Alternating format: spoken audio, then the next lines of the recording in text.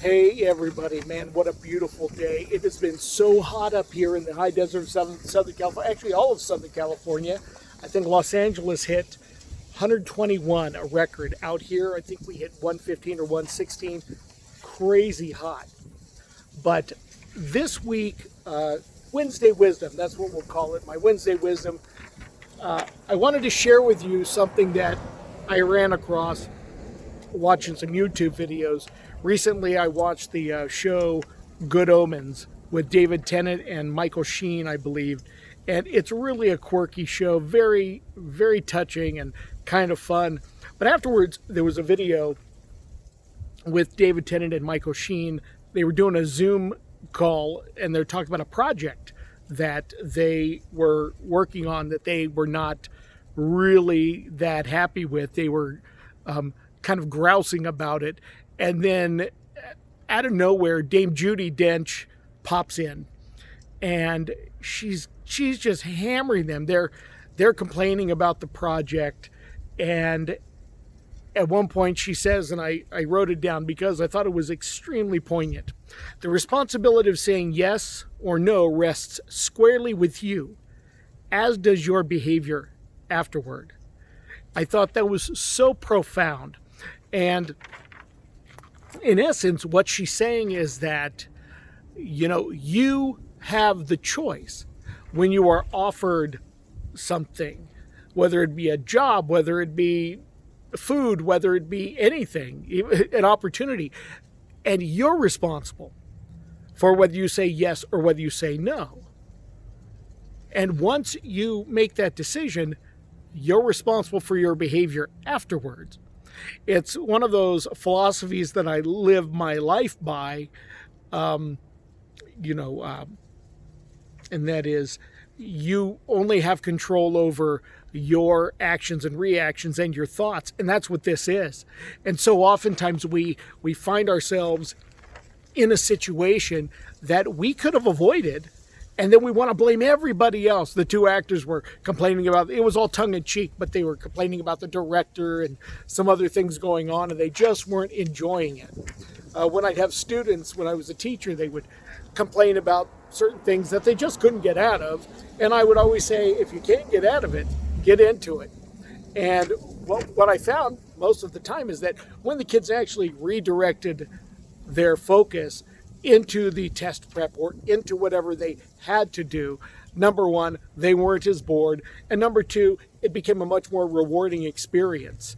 And so consider that when you are offered an option to do something or not do something, when you're offered to be given something, to be a job interview, do an event, whatever it is, it's your responsibility and yours alone to say yes or to say no. And once you've made that decision, then your attitude about it afterwards, that's yours also.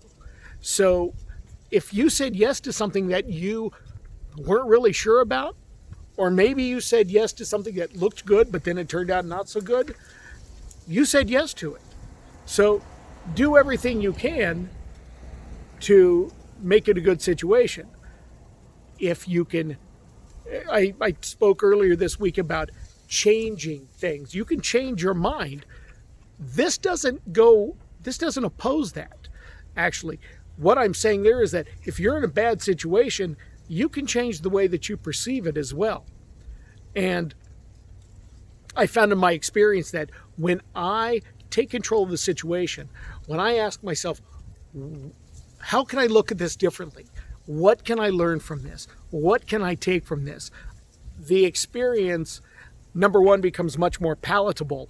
And number two, I get so much more out of it. And I get to own it. I'm not the victim. I refuse to be the victim. I've had diabetes for 41 years now. Diagnosed a little over 41 years ago. I had epilepsy. I was diagnosed with epilepsy, grand mal seizures, all through my middle school years up into my probably early 20s. I had grand mal seizures. I was born with some bone issues in my feet.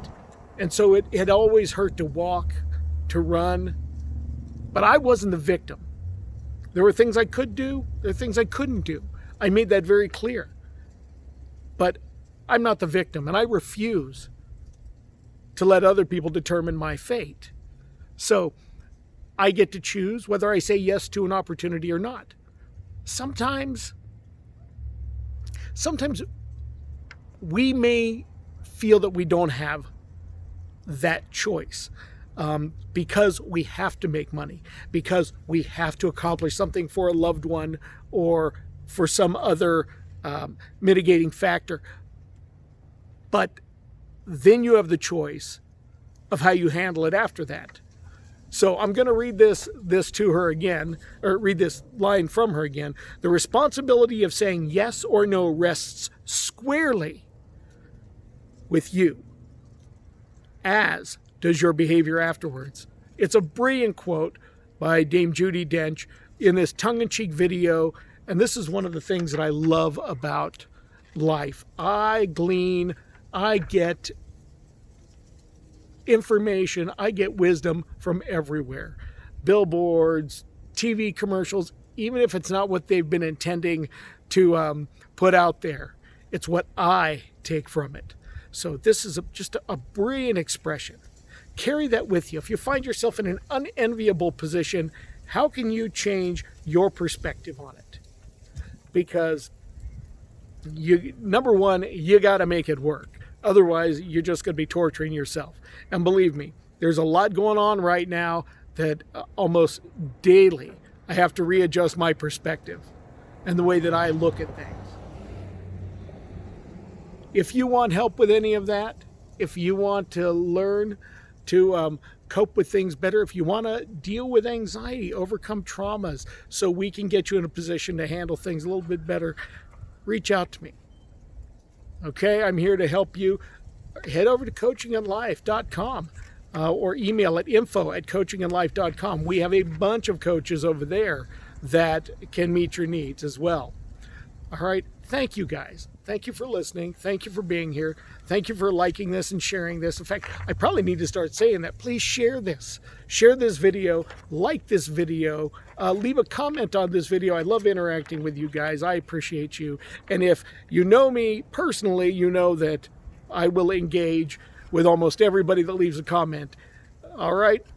So until we meet again, inhale relaxation. Exhale tension, and be well.